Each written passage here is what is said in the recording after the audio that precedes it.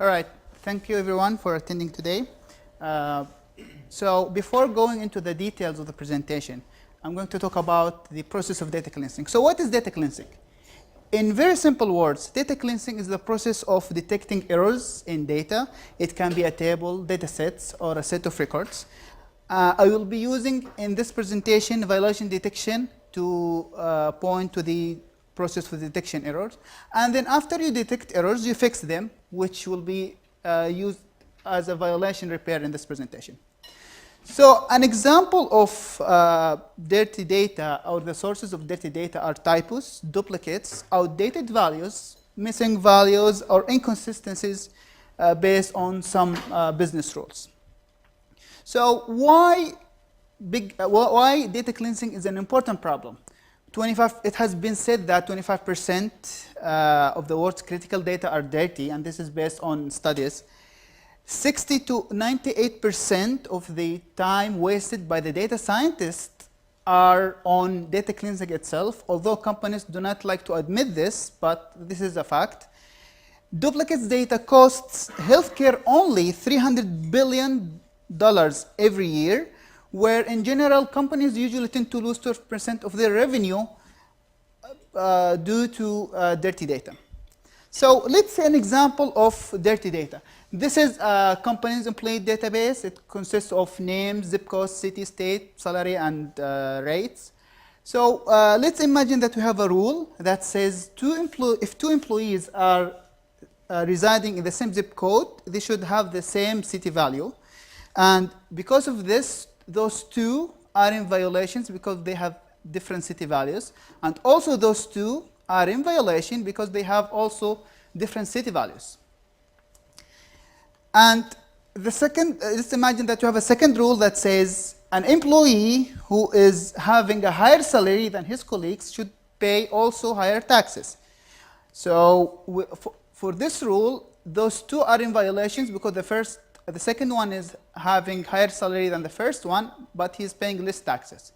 And also, those two are in violation because one is paying more taxes than the other and having less salary.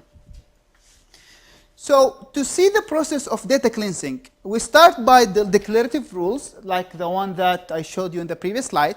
You have your data, and then you detect the violations. Once you detect the violations, you analyze the violations and then repair them. You apply your updates on your input data, and then you repeat the process until you end up with eventually clean data. Why dirty data is still a problem? We live in the big data age. It is expected that we have reached almost 15 zettabytes of data with a 40% increase every year. And as long as we have newer data that added to our repositories, to our databases, we will have new dirty data every time.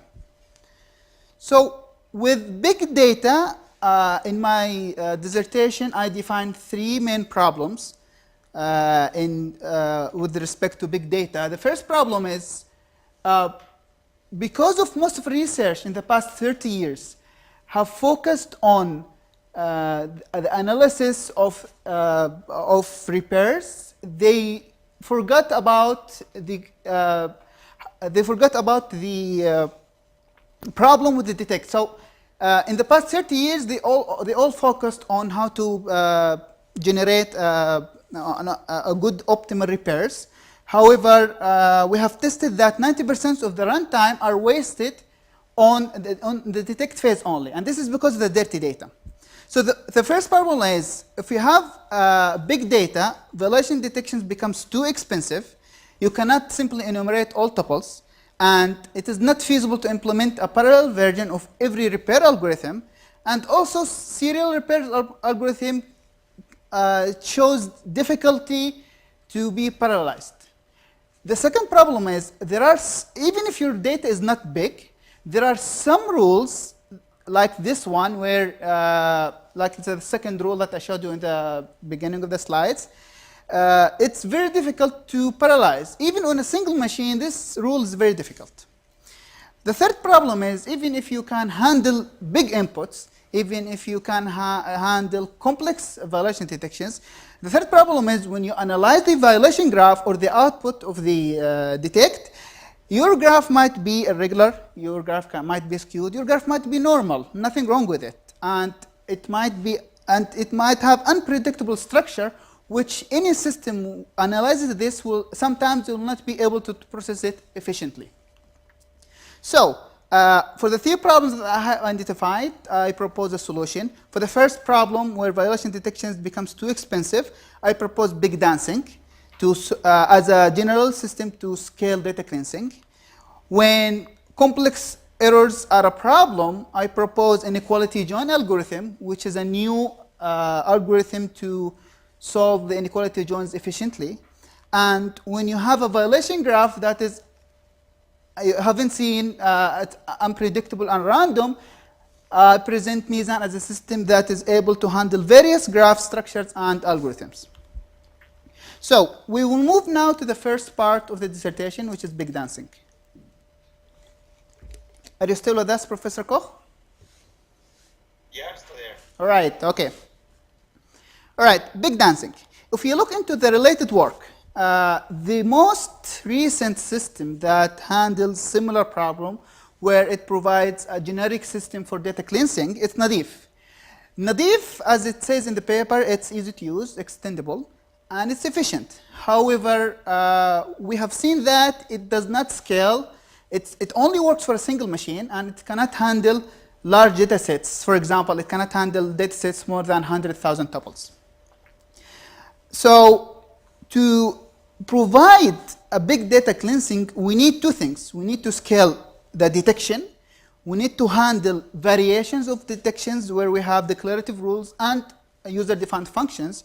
Moreover, we need to handle scalable repairs. So to solve those two problems, I present big dancing, where I provide a scalable detection and scalable error violations. To scale the detection, I look into various types of declarative rules and then specify a domain-specific language. This domain-specific language is composed of 5 operators: the scope, the block, iterate, detect, and gemfix. They all work together to perform a plan to detect violations. When now you have the user have this domain-specific language, he can easily implement his detection rule using those 5 operators, and then it will create a violation detection plan. I will use in this presentation logical plan as a name for the violation detection plan. Or users can simply provide declarative rules to the system, where the system will use a rule parser. It's a one-to-one mapping from declarative rules into those 5 operators, and it will provide similar and sometimes much better logical plans than users might implement themselves.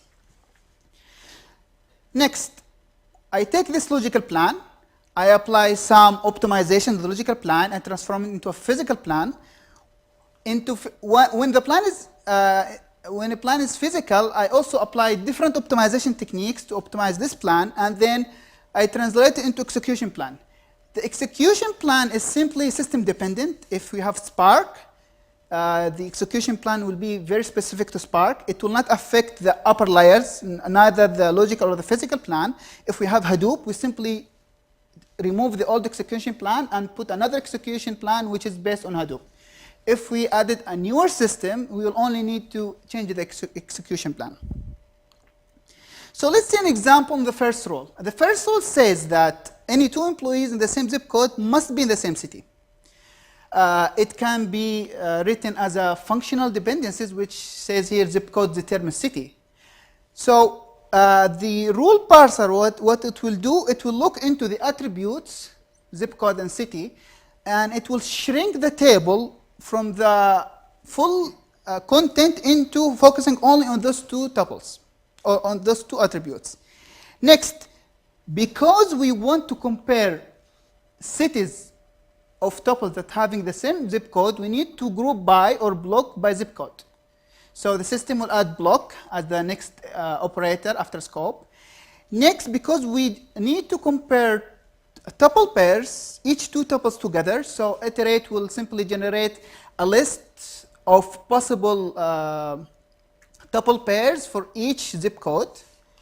And then detect will take each tuple pair and it will compare their city values. If their city values are different, it will simply push it to the gemfix, and gemfix will generate some suggested fixes. Because this rule is simple, the translation from the logical into physical plan is straightforward. There is nothing complex with it. And then we simply transform it into a Spark operator. To see how this execution plan works on an actual data, so if we apply the scope, we will simply have this smaller table, which contains zip code and city. Next, if we blocked by the zip code, we will have 4 lists. And we will take the second list in the blue, and then we will generate all possible pairs within this list only, because it's the only one that have more than one member. Next, the detect will find out that those 2 are in violation, and those 2 are in violation, and then it will push it to the gemfix. The gemfix will say, okay, now to solve this, you need to make them equal. Either change the value of T4 or T2 or T6. Let's see the second rule, which says an employee who earns higher salary must pay higher taxes.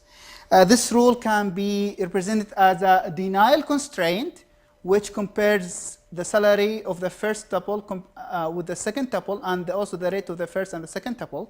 To see how this rule actually works in the data, so to apply it, first we need to take, for each tuple, we need to compare it with other tuples. For example, we compare Anne with Lord, John, Mark, Robert, and Mary. The comparison, we check with the salary of those tuples, and if the salary is based on this condition, if the salary of Anne is less than any one of those, we next go to compare the rate. And then if we found out the rate is paid by Anne is higher than others, we report a violation.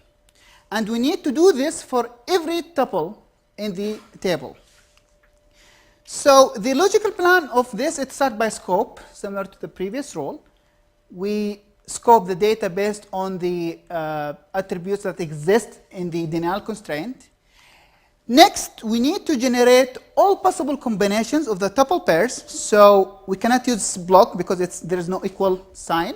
So the iterate will say, okay, just simply whatever comes out from the scope, generate all the possible pairs. Next, the detect will look into those conditions and check each tuple pair. And once it finds a violation, it will just push the violation to the gemfix. The physical representation of this plan, the scope goes into physical scope normally. The iterate, because the system understands we need all the possible pairs from this output, it will transform the iterate into a unique cross product, which is an optimization of the normal cross product, to generate all possible pairs. And then the detect will compare all the different pairs for the violation, and then it will push it to the gemfix. Then the translation of Spark is pretty straightforward. There is no magic here. Because this rule is a bit complicated, we tried to generate an optimization for it, which I call OC join, or ordinary condition joins. So this join is simply a variation of distributed sort merge join, where I take the input and partition it based on one of the attributes. For example, here partition on salary. And then second, I sort each partition based on the second attribute, which is rate here. Third, I try to see what partitions overlaps. So for example, if partition 2 and partition 3 overlap, it means that their cross product will generate results given those conditions. As you can see here, partition 1 does not overlap anyone, 5 and 6 overlaps. And then I take the overlapping blocks and actually apply the Cartesian product with the selection based on this condition. So because of big dancing is extendable, I was able to simply replace the previous unique cross product with the OC join. As you can see, the OC join took the conditions from the detect. It was pushed previous in the plan. OC join now applies these conditions and push the result to the detect. And the translation of this physical operator is the Spark OC join. It's the execution operator of OC join in Spark. So now we have seen how to scale the detection. Now let's see how we scale the repair. Let's go back to this similar example. Now, if we applied the violation detection on this table, we will have the genfix will generate suggested fixes. For example, for those two, it will say that we need to make the city value of those two tuples similar, because this is a violation based on rule 1. And for those two, we need either to make the salary of the first one higher, we need to give him a raise, or actually the second one a demotion, or somebody has to pay less or more taxes. We take the output of the genfix of the 4 violations and then generate a graph. The graph simply tells you there is a relationship between the tuples. For example, T1 has a relationship with T2, which is T1 violates T2 based on this rule. However, the opposite is not the same because it does not the condition does not hold from T2 to T1. Now, from let's say this tuple to this tuple, it holds both ways because it's an equality value, so they're both in violation with each other. I take the violation graph, actually big dancing's look into the graph, and then apply some graph analysis on the graph to partition the graph into smaller components, where each component goes into an independent serial repair algorithm. Of course, if we have more independent components, the parallelism of system will increase, and we will just schedule more serial repair algorithms. With this, I don't change the implementation of the serial repair algorithm. I merely just enable it to parallelize over the violation graph. Now, this is the stack of big dancing. This is how it looks. This is logical operators. These are the physical operators, the translation of the logical operators, and the Spark execution operators. As I said, if you have a newer system, we'll just need to change this. If we have a newer optimization, we'll just need to change one of the boxes. None of those changes will affect the original the abstraction of the system. And for the users, the system will simply get better. They don't know why, but they will be happy. To see the advantage of big dancing, of the optimization advantage, I did an experiment, big dancing with naïvely. This is state-of-the-art generic data cleansing system, and compared it with the execution of the rules on top of PostgreSQL and Spark SQL. Spark SQL is a SQL engine on top of Spark. It's supposed to scale well. And Shark is another variation of the same entity. As you can see in the first rule, big dancing have a comparable results with the best results. It means that it does not add overhead over the execution. And on rule 2, because we have the OC join optimization, it was the only one who can process this rule efficiently. This is on a single machine. Let's see how we run on parallel. Now, this is a 16 machine cluster. And as you can see, big dancing is performing better than than Spark SQL and Shark. Of course, Hadoop is a bit slower than Spark, which we see here. And for the second rule, we see big dancing, it was the only one that was able to finish this execution in 24 hours. We show also the scalability of big dancing. Because it's implemented on top of Spark, it will use the scalability of Spark to scale well over larger number of machines and a larger number of datasets. As you can see, because of the advantage of Spark, of big dancing over Spark, we were able to achieve better performance compared to Spark SQL on the same engine. To study the extendability of big dancing, I generated an RDF graph that has violation. Now, in this graph, it says two students who are having the same faculty advisor should not be in different universities. I implement this rule by hand as a user-defined function because the current rule parser does not understand RDF queries. And I tested big dancing, the performance of big dancing with state-of-the-art RDF engine on top of Spark. As you can see, we have a comparable results to the state-of-the-art RDF engine, and we were able to finish way faster before even the engine finishes its indexing. As you can see, this engine requires a lot of pre-processing to generate efficient indexing, so it will be able to process the query efficiently. In our case, we don't need all of this pre-processing. We will process things efficiently based on only handwritten rule. In summary, I presented Big Dancing. Big Dancing is an easy-to-use system thanks to the abstraction, and it's efficient, extendable. We can extend it to to a wide range of operators or optimizations and applications.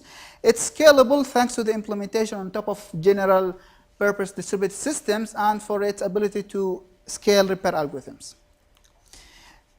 Next, I'll be talking about the second part of the presentation, which is inequality join. All right, so we have seen in the previous part that OC join performs better than the unique cross product and the cross product given the second rule, which has inequalities. And also, it performs even better on larger datasets. However, these results does not scale. The largest we can do in our system is 3 million. Other system would just die after 24 hours, or we need to kill the process because we believe that it will take forever. And the time here is just too much. So this can be improved.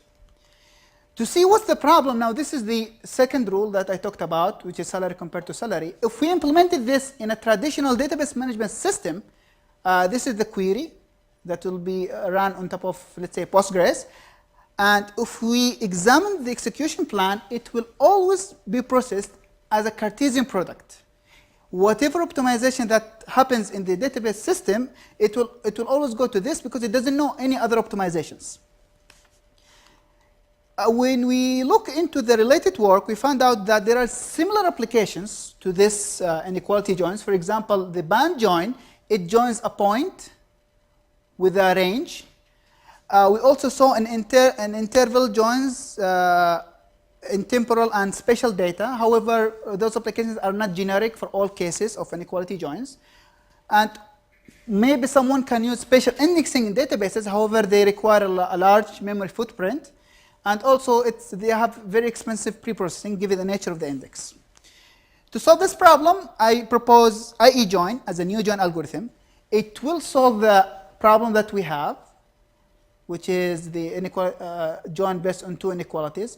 We can also use it to find an interval intersection where we search for intersections between different intervals in the dataset, similar to the spatial joins. And also, we introduce a newer join that would perform better compared to the what currently might run on top of Postgres or database management system, where we join over a not equal join with an inequality. All right. So the way that we found out, we tried to optimize this algorithm. So the first naive thing is to do sorting. So we did sorting based on salary. And when we did sorting, because of the inequality, every tuple comes before this tuple satisfies this condition. If we sorted the other way around, it's the same thing. Each tuple before this tuple in the table have a partial result with their predecessors. If we took the two sets of results, we found out that the only unique values are those two between the two sets, and the expected results is one of them. So to perform this much faster than this approach, we proposed permutation array after sorting based on salary. The permutation array actually stores the positions of the tuples based on the sorting on salary.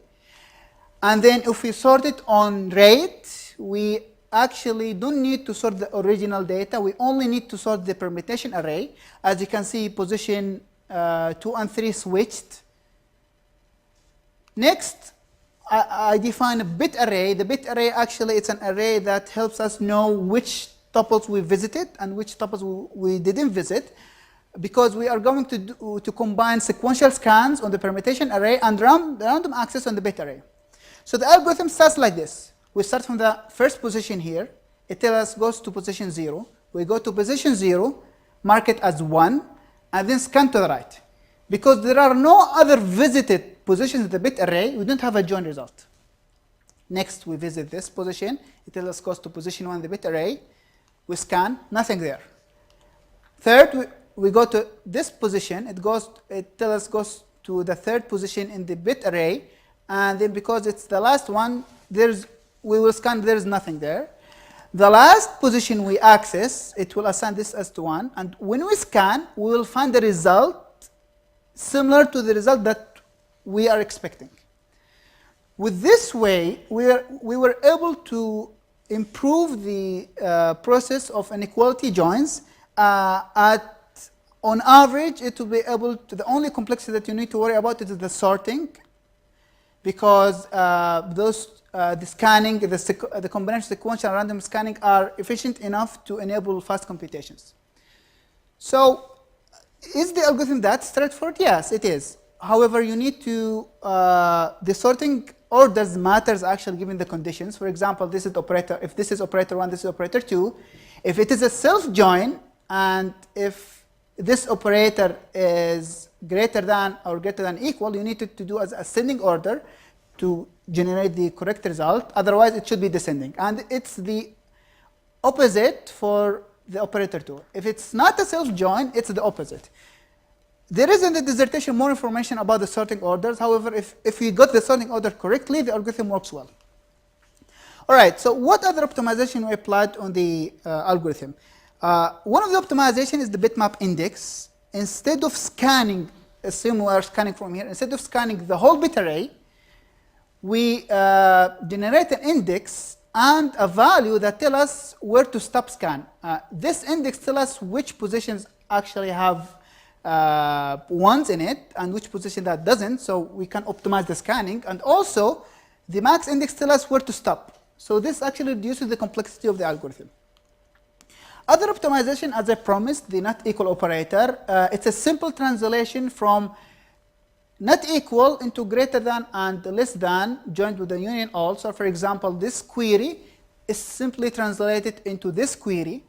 And if you have in a database management system the inequality join optimization, this will trigger one inequality join, and this will trigger another inequality join, and the system will simply join all results, and it will give you the correct output. Other optimization is selectivity estimation. Assume that we have three conditions: salary less than salary, rate greater than rate, age greater than age. Which one to select? Which two actually to select? So this is an important question, because if you selected the wrong ones, you might end up with a very expensive inequality join. If you select the most selective ones, it will be a faster one. So to do this, we estimate the output of the salary and rate, and output of salary and the output of salary and age, and output of tax and age. To do this, we actually sample the input tables. We partition it based on range partitioning. This is similar to the optimization of the OC join, where we partition the whole space, and then each partition is sorted based on the second operator, and then we generate overlapping blocks. But however, the output here is the number of overlapping blocks. The value here, it does not tell you, it does not estimate the output of a join. However, this value can be used to compare the selectivity of those two, or salary with age. It will enable you to know previously which one generates more results and which one generates less results based on the number of overlapped blocks. So thanks to the extendability of big dancing, I was able to implement inequality join seamlessly without affecting the logical operator. It's now within the stack with big dancing. And also, because we added it as a physical operator, we need to add it as an execution operator to enable Spark to understand how to process inequality join efficiently. Now, to see the performance of inequality join, I ran a single machine experiment compared it with Postgres, MongoDB, and some commercial database. As you can see, the inequality join is at least 2 orders of magnitude faster than all other systems on small datasets. When we increase the the amount of data, all systems actually cannot finish within 24 hours. So we added an indexing optimization. This is based on a spatial index. It's a just index in Postgres, generalized search tree. And this one is based on B-tree. Now, as you can see, inequality join is the only one could finish with a reasonable time. And this is only 50 million rows. If we compare this to the earlier experiment that we have, you can see that on 3 million with 16 workers, it took around 2 hours to finish. And in 50 million on a single machine, it was just in the order of 200 seconds. And this shows how good or the importance of the inequality join algorithm. To test the parallel implementation of inequality join, we ran on 100 million rows. This is a parallel implementation on a single machine with 6 threads. This is a distributed implementation on 6 machines. And as you can see, inequality join was faster than all other optimization. This is the distributed gist index based on distributed Postgres, and this is distributed B-tree. And this is actually the implementation of OC join on top of Spark SQL. And this is the normal Spark SQL, which processes things as a Cartesian product. So in summary for this section, I implemented a new join algorithm. The new join algorithm accepts conditions as less than, equal, greater than 0, and not equal condition. It's extremely fast and highly scalable. It utilizes sorting and efficient data structures to improve the performance of the join. And it is easy to implement on top of traditional database management systems and also in distributed systems. This work was published in VLDB Journal 2017 and also in VLDB 2015. Next, I'll be talking about the last part of the presentation, which is Mizan. So, Professor, are you still with us? Yeah, I'm there. All right, good. So, let's go back to the big dancing implementation. This process, we have seen it so far in the big dancing, the process of detection and repair. This part of the system, if we are running big dancing on top of Spark, it will work on graphics because it's the natural inhabitants. It lives in the same environment of Apache Spark. And if it's run on Hadoop, it will run on Giraffe. The funny thing is, Apache Spark is fast. It's much faster than Hadoop because of its memory optimizations. However, graphics is way slower than Giraffe because of its way that it mimics the graph processing over Apache Spark. However, Giraffe is a more independent system. To solve this problem, I added a bridge between Spark and Giraffe. It's an expensive bridge. However, there might be better optimization other than HDFS, but this is out of the scope of our presentation. However, for those graphs that cannot be processed in graphics, we simply pipeline the computation. We send it to Giraffe, compute the results, and then we send the results back to Apache Spark. So let's see how Giraffe works. It is a Priggle clone. It is based on vertex-centric computation and bulk synchronous parallel. It has an abstraction of compute combined aggregate where each vertex has its own compute functions and it interacts with other vertices based on message exchange. And the system was published in, this is a Google system, and Giraffe is a simple open source implementation of Priggle. So what's the problem of running things on Giraffe? There are two sides. If your graph is predictable and fixed, you will see the good side of Giraffe. Things will go well. You'll be able to optimize your computation, and everything will go smoothly. However, if your algorithm is unpredictable and the structure is variable, you'll see the bad side of Giraffe. And because of error graphs are random, big and unpredictable, most of the time you will see the bad side of Giraffe. So how to solve this problem? To solve this problem, we need to look into how optimizations are done onto Giraffe. So sometimes because partitioning is very expensive, people tend to use faster graph loading, use a simple partitioning technique like hash or range. and then let the scalability of the system handles the workload. Other people says no, use an optimized partitioning techniques, for example min cuts, to optimize the structure of the graph, and this will optimize the computation, and it will minimize the because it minimizes the communication between other machines. So I did an experiment to study all the partitioning techniques. Now this is 3 different graphs. Those 2 are based on social network, and this is a random graph. As you can see, none of the partitioning techniques was able to improve the performance all the time. So, and this is a simple page rank. There is nothing different to page rank. It's a static computation. So on that journal, the min cuts was best. On the random graph, the hash was best. And on this graph, Metis could not process the input graph because it was too expensive. So what's the secret? What's the problem? The problem here is the runtime of a single iteration is as fast as your slowest worker. So it means it's an imbalance problem. Let's look also on different algorithms. This is PageRank. This is distributed minimum spanning tree. PageRank is supposed to be static. It doesn't change. It doesn't change the communication across workers. Where the distributed minimum spanning tree actually changes communication over time. And because of this behavior of distributed minimum spanning tree and other algorithms, it adds more imbalance to your system. So to solve this problem, we look into why imbalance happens in Giraffe. So the first problem is you might end up sending more messages. One worker sends more messages in a superset than others. One worker might take a lot of time to receive incoming messages. And the third one is you need to wait a lot of time to send all messages. So to solve this problem, I presented Mizan. It's a system that solves the imbalance problem during runtime. It actually moves vertices between supersteps during runtime to dynamically balance the computation.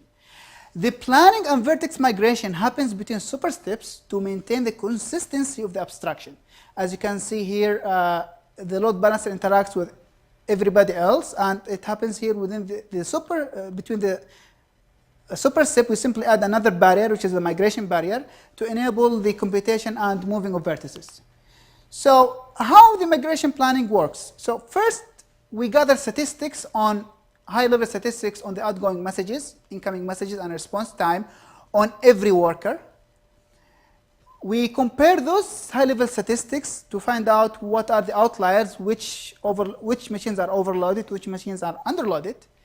Next, based on those high-level statistics, I create a statistical analysis to study which ones are the causes of the imbalance. We can only select one, which is we either optimize for the outgoing messages, optimize for the incoming messages, or optimize for the response time. Third, I pair overutilized worker with underutilized worker.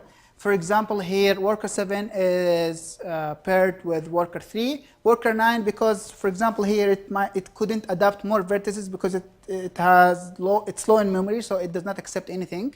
And also worker 5 goes into worker 4. Worker 8 does not match, so it just stays idle. This process happens in distributed without central coordination because everybody has the high-level statistics. Everybody knows which one to select. Now, once we select our match, we simply, for each overloaded machine, we select the least number of vertices with the highest impact. For example, if the impact was response time, I select the least number of vertices that has the highest response time and then move it to the underloaded machine. To maintain the vertex ownership, I use the distributed hash table. This table allowed me to track the locations of the new location of vertices and record them and enable a lookup table for all machines to look for the new location of the vertices. I also introduced delayed migration, where if you have a vertex that, let's say, have a million message, you don't want to move the million message during the migration. So I introduced delayed migration technique, which enables us to move the vertex without moving the messages and seamlessly without disturbing the computations and without actually changing the abstraction. To see the performance of Mizan, I have three variations of mizan. The static, which is similar to giraffe. Work stealing, that we expect Pringle works, and our mizan based on dynamic load balancing. This is on page rank, on hash, range, and metis. We notice that when the partitioning does not reduce the, this is the partitioning cost and this is the execution cost. When there is nothing to optimize, mizan runs incomparable with other systems, like for example for hash and for metis. And whenever the graph is not balanced or you need to balance it during runtime, we see that mizan performs better than other variations. And this is thanks to the dynamic load balancing. Next, I show you the performance of mizan with metis. Now we have also the three variations. We apply metis partitioning on those two graphs. We ran two algorithms that are supposed to be non-stationary. They change behavior over time. And as you can see, mizan was able to reduce the overhead of the workload imbalance during runtime and perform better than other variations. In summary, I proposed in this section mizan. It's a Pringle clone. It supports large graphs and it runs on very large clusters. It has dynamic fine-grained vertex migration to balance computations and communications. So as a result, it's optimized for predictable and unpredictable graph algorithms and graph structures. Here where mizan fits into the pipeline of big dancing. So because it's a Pringle clone, it is connected with HDFS. It can take some of the workload from big dancing instead of giraffe. This system was published in Eurosys in 2013. In conclusion, I presented in today's defense two systems and one joint algorithm, a generic system for big data cleansing called big dancing, and an IE join, which is a novel algorithm to optimize inequality joins. And also mizan is a system for distributed graph processing, which dynamically balance the workload.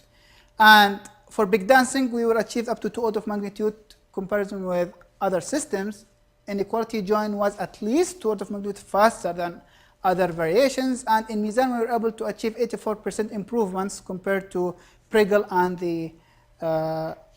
giraffe. I would like to thank my advisor, Professor Panos, for his guidance in the years. I would like also to thank the committee members, Professor Slim, Professor Basim, Professor Marco, and also, of course, the external Professor Koch.